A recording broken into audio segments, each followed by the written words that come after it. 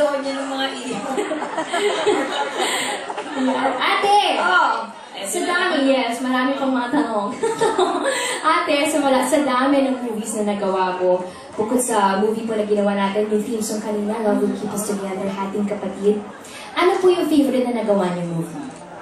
Pinaka-favorite, actually, wala akong masabi talaga na pinaka-paborito ko kasi bawat pelikula ginagawa ko, iba-iba.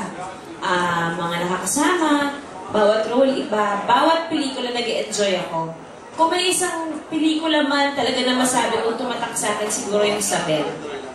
Kasi dito ako nag-iba-iba ng role, dito ako talagang out of the box yung ginawa ko, naging madre ako, na-rape ako, lahat. Kumbaga, na-enjoy ko yung na-enjoy ko yung craft ko bilang artista. At natupad naman yung dasal ko na sana itong pelikulang to ma-recognize ako na natupad naman. So, nagpapasalamat talaga ako kay Ricky Lee at saka Direk Joel kasi talagang trinabaho nila yung script for me. So, very thankful ako for sa Regal Films na pinagkatiwala nila sa akin yung storya na yun. Ikaw? Ako po? Ano yung favorite movie mo na ginawa mo, ha? Ano sa akin? Ang pinaisama yun? Favorite mo talaga yun. Sa'yo, ano yung favorite mo? Catch me! Hindi na ako makakasagot. Lahat! Lahat yun ay naging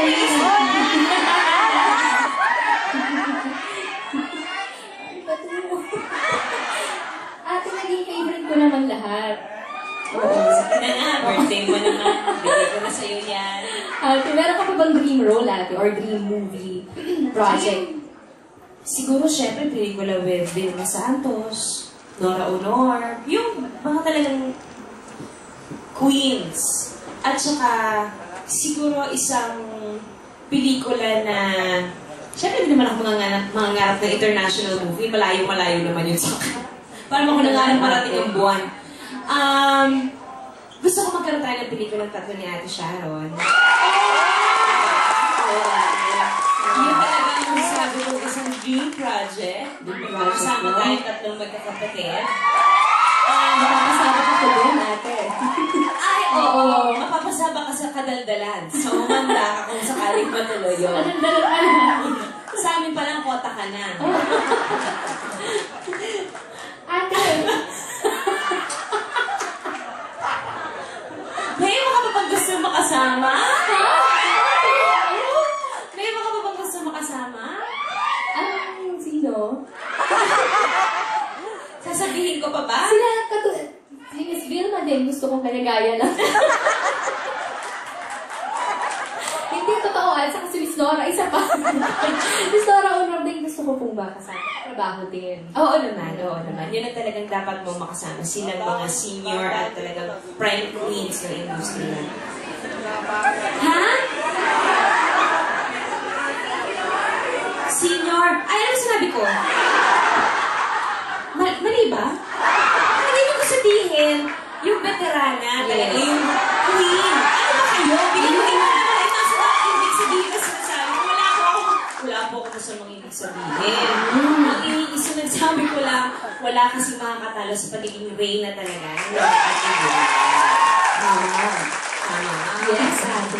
May ipansin ako, ate, kasi yung ilan dalawa, sa theme songs na ginawa namin kanina, theme song ayun ng pelikulang ginawa ninyo ni Tita David, ni Mr. Viola Gaston.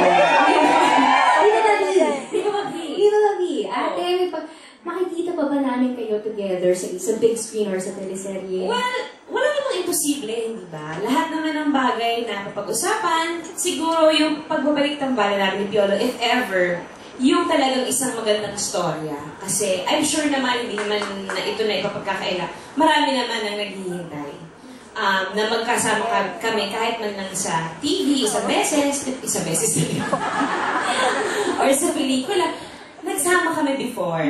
Kung ano man yung issues namin na nangyayari in between those times, matatanda na kami, na kumbaga napag-usapan na yan, napaglipasan na ng panahon, lahat-lahat ng ito, may anak na ako, may asawa ako. Alam mo hindi, ate.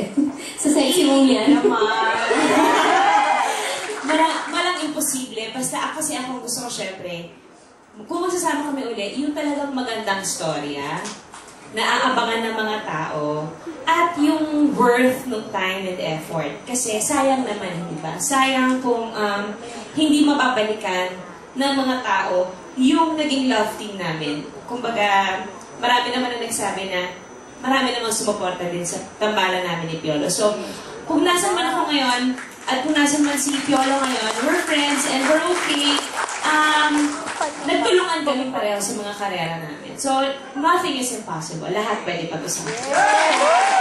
Kasi talagang iba yung magic mo ng one screen, talaga yung tandem nila. Ay, iba eh. Iba yung kilig. Hindi nga totoo, di ba? Noong time kasi na yun, medyo natututo na ako mag-i-English eh. Meron na kaming rapport. Okay. Dahil doon yung kaya Di ba si Philip nag-i-English eh? Ay, nagtatagalog siya para sa akin. Baka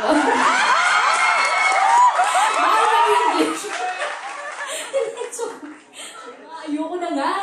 Usapan yun. Okay. Ate, ikaw talaga. Sa bahay na lang tayo magpatu.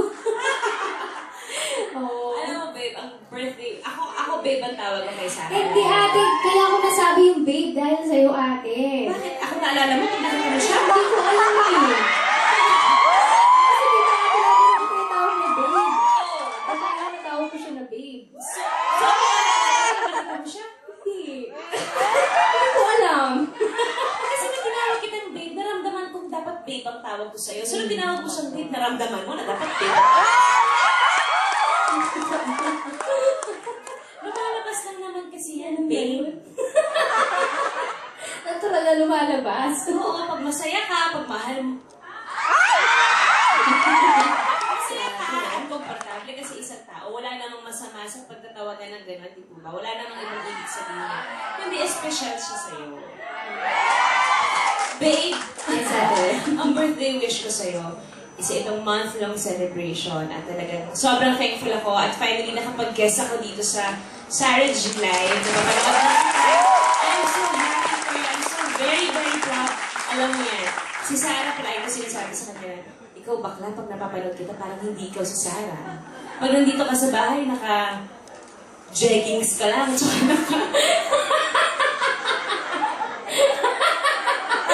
Bumili lang sa anto? jeggings. Tapos naka-flats, parang wala lang. Yung, ay ate, daan ako dyan. Galing ng Quezon City, napadaan ng Alabang. Nararamdaman ko kung gaano ka naman ka-faithful at kung gaano mo ako pinagkakatiwalaan sa lahat-lahat sa buhay mo. Ang wish ko for you is for you to find true happiness. Sa lahat, hindi lang sa paghahanap ng tamang lalaki pwede kang ipaglaban. Pero syempre, part talaga yun ang wish ko sa'yo na one day, or maybe nandiyan na siya. Yung ipagtatanggol ka, yung irerespeto ka, irerespeto ang mga magulang mo at ang pamilya mo. At handa kang ipaglaban sa lahat ng bagay at handa kang turuan sa mga bagay na hindi mo alam. Pagdating sa pagdidesisyon, pagdating sa... At gusto ko makapag-travel ka.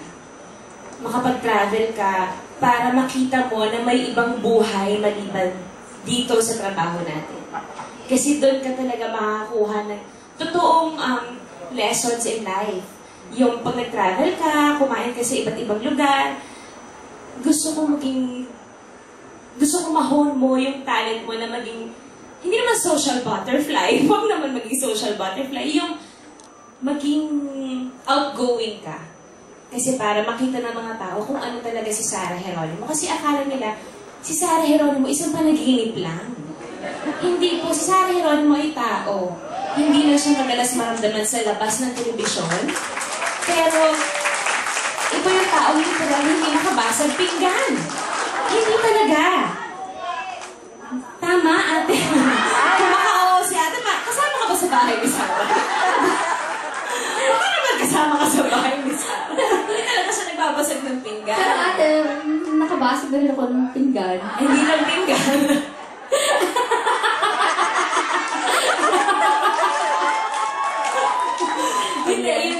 ang wish ko for you to be very happy kasi successful ka naman na sa kung anong ginagawa mo ngayon.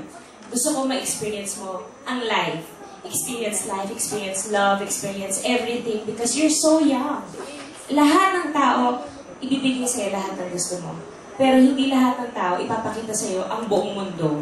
So, nandito lang ako, andito si Kuya Ryan mo, andito kaming lahat na nagmamahal sa'yo para ipakita sa'yo na ang mundo ay makulay, ang mundo ay nakapalibutan ng iba pang bagay maliban sa pagkanta, pag-arte, at pagmamahal. There's a whole world na naghihintay para sa'yo, Sarah Geronimo. So, enjoy mo yan. Bongga yan. Pag gusto mo lumabas na bansa, sabihan mo, Sigurado. ialakwatsa kita. Sana soon. Sana matuloy na yan talaga. Oo, regalo ko sa sarili ko. Wow. Yes, Mommy! Narinig mo ba ito? Mommy, are you hearing this? Okay, thank you. Daddy! At saka alam naman natin lahat yan, si Mommy at si Daddy, talagang habang buhay kang poprotektahan yan sa lahat. Nakita natin yan. At si Mommy at si Daddy lang talaga makakapagbigay sa'yo ng kaligayahan na matagal mo nang hinahanap. So, magpaalam ka na kay Daddy.